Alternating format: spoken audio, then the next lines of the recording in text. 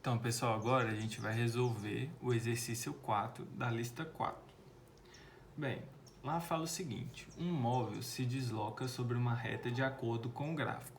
Então aqui, pessoal, eu já desenhei, o gráfico que foi apresentado no exercício.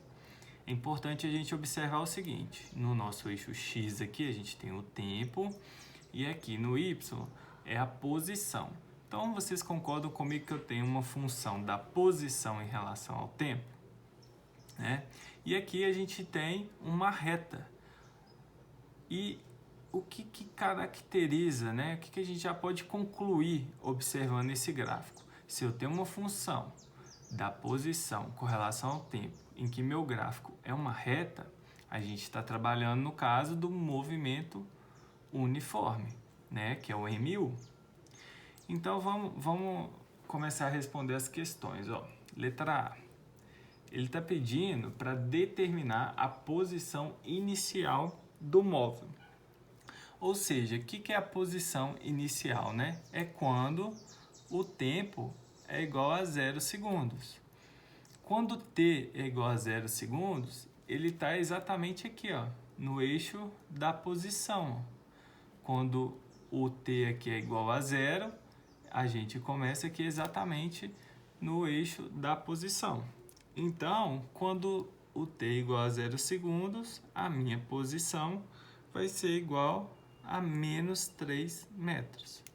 Tá certo? Letra B. A velocidade do móvel. Como que a gente calcula a velocidade, pessoal? É o ΔS sobre ΔT. O que é o ΔS? É a posição final menos a inicial. E o ΔT é o tempo final menos o tempo inicial. Então, a gente precisa dessas informações para a gente obter a velocidade. Analisando o gráfico aqui, qual que é a minha posição final? Vocês concordam comigo que a gente tem que olhar o eixo Y, E aqui é a inicial, Que é quando o t é igual a 0. E ele vai até aqui, Então, a minha posição final é exatamente a 3, que corresponde aqui no meu eixo de posição. Menos. Qual que é a minha posição inicial? A gente descobriu que quando o tempo é igual a 0, a nossa posição inicial é menos 3, que é aqui, Quando t é igual a 0, quando está começando o movimento, a minha posição inicial é menos 3. Então, a gente coloca menos 3 aqui.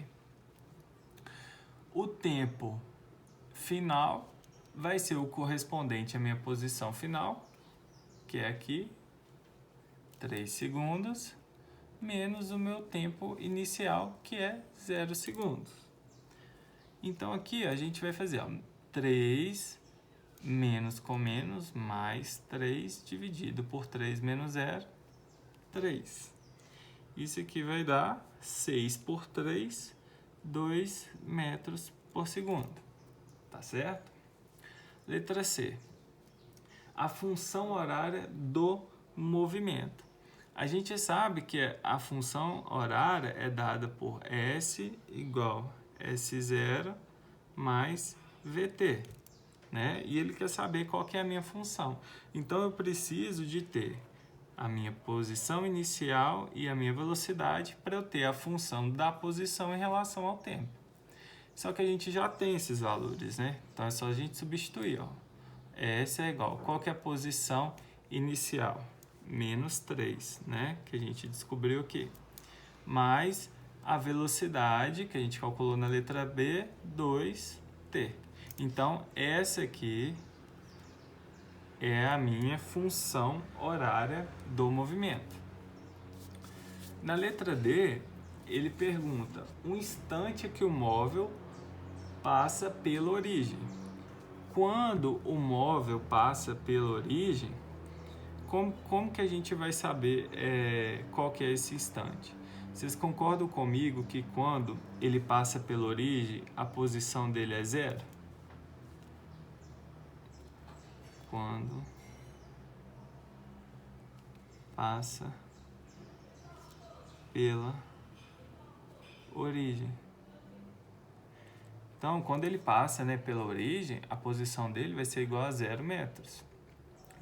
Lembra que ele está saindo do menos 3, então ele pode passar por essa posição. Então, é só a gente substituir esse valor aqui na nossa função horária, que é essa aqui que a gente descobriu. Então, é só a gente jogar o zero aqui no lugar do S, ó. Menos 3 mais 2t. Passo menos 3 para cá. 3 mais 2t. Passo 2 dividindo. 3 sobre 2 é igual a t. Portanto, né, pessoal, o tempo é igual a 1,5 segundos quando ele passa pela origem, tá? Letra E.